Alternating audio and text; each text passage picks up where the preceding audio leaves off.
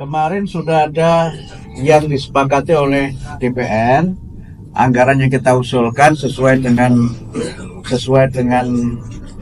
PABU sudah disetujui, tetapi kami memang masih mengusulkan dalam jumlah tertentu untuk bisa ada penambahan. Tapi yang penambahan itu tentu harus kita bicarakan lagi dengan Kementerian Keuangan dan juga nanti harus kita bicarakan lagi dengan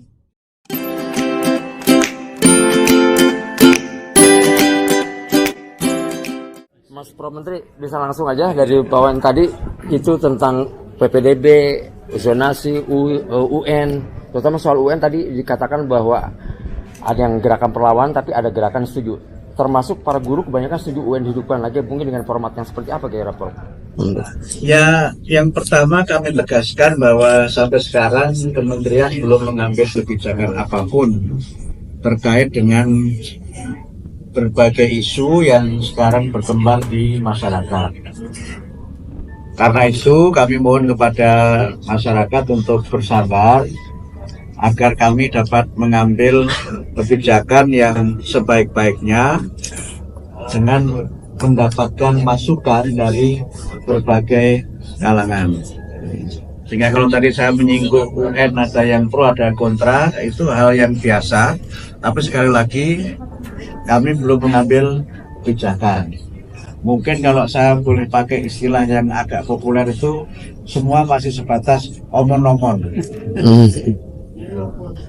Karena itu semua pendapat, baik yang pro maupun yang kontra, kami akan analisis berbagai argumen yang disampaikan, dan tentu kebijakan yang akan kami ambil adalah kebijakan yang terbaik untuk kepentingan bangsa dan negara. Dan yang tentu tidak kalah pentingnya, bahkan mungkin ini yang juga sangat penting adalah sejalan dengan kebijakan dari Bapak Presiden Prabowo. Ini yang nanti coba kita kaji secara mendalam, karena intinya kan sebenarnya kami berusaha untuk memberikan layanan pendidikan yang berkualitas untuk semua. Dan oleh karena itu maka bagaimana ada penjaminan terkait dengan mutu pendidikan itu, perangkatnya itu kan tidak tunggal. Penjaminan itu kalau kita lihat dari undang-undangnya itu kan ada dua kan, ada penjaminan internal dan ada penjaminan eksternal. Penjaminan mutu internal itu yang dilakukan oleh masing-masing satuan pendidikan. Termasuk di dalamnya adalah misalnya menyangkut evaluasi belajar peserta didik di masing-masing satuan pendidikan. Nah, penjaminan eksternal itu penjaminan yang dilakukan oleh institusi-institusi penjaminan mutu. Misalnya akreditasi itu kan penjaminan mutu eksternal.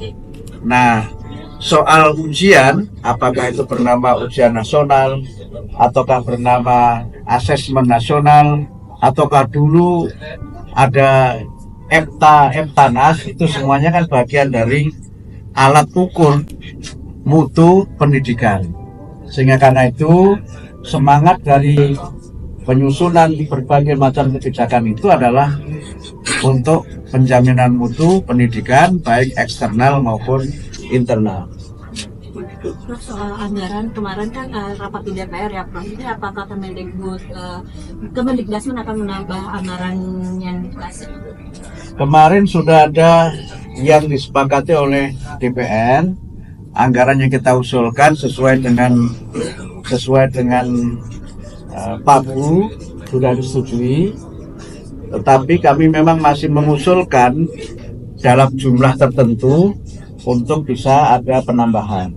Tapi yang penambahan itu tentu harus kita bicarakan lagi dengan Kementerian Keuangan dan juga nanti harus kita bicarakan lagi dengan DPR. Untuk penambahan anggarannya nanti untuk apa sih?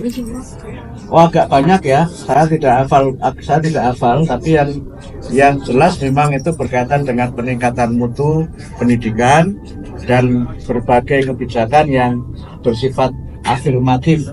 Prof, sebentar lagi pilkada. Tadi kan Prof menyinggung bahwa guru kerap jadi ada jabatan politis, mungkin ada himbauan untuk Anda? Ya, kami menghimbau kepada para guru untuk konsisten dengan profesinya sebagai pendidik dan tanpa mengurangi hak mereka sebagai warga negara untuk menentukan dan berpartisipasi dalam pemilihan kepala daerah. Kami menghimbau agar guru-guru tetap netral dan tidak menjadikan satuan pendidikan atau lembaga-lembaga pendidikan sebagai arena atau ajang kampanye calon-calon tertentu. Ini penting agar satuan pendidikan itu tetap menjadi institusi pendidikan.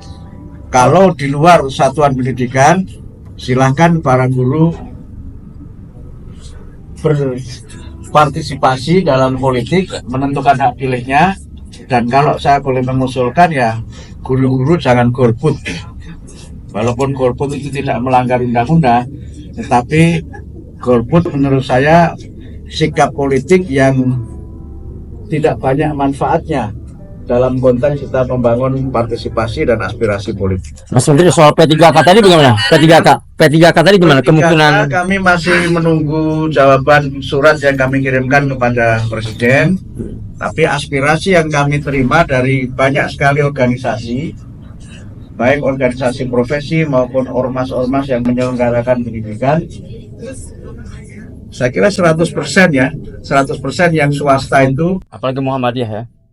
Enggak, Muhammadiyah salah satunya. Itu meminta supaya guru-guru P3K itu dapat ditugaskan di sekolah-sekolah swasta. Prof, satu lagi, ini kan sekarang guru berlomba-lomba untuk menjadi guru penggerak karena mereka dijadikan sebagai salah satu syarat untuk menjadi kepala sekolah. Tadi Prof disinggung bahwa menjadi kepala sekolah tidak bisa instan. Apakah ini isyarat bahwa akan menjadi pertimbangan untuk kepala sekolah dari guru penggerak? Ya, banyak aspirasi dari masyarakat, juga dari para kepala-kepala dinas yang kami sempat bertemu untuk kepala sekolah itu dipilih atau diangkat dari mereka yang memang betul-betul punya kompetensi. Mereka mengikuti dan mengalami berbagai proses untuk menjadi kepala sekolah. Tapi sekali lagi ini belum menjadi kebijakan, tapi aspirasi yang kami terima dari banyak kepala dinas menghendaki agar guru-guru penggerak itu tidak otomatis menjadi kepala sekolah, karena aspirasi mereka kepala sekolah itu ya mereka yang memang memulai dan memiliki pengalaman serta penjenjangan untuk sampai dia menjadi kepala sekolah. Tapi belum ini ya, tapi kami belum mengambil kebijakan ya. Ini masih aspirasi yang kami terima dari masyarakat. Kebijakannya nanti sampai betul-betul ada peraturan menteri yang mengatur.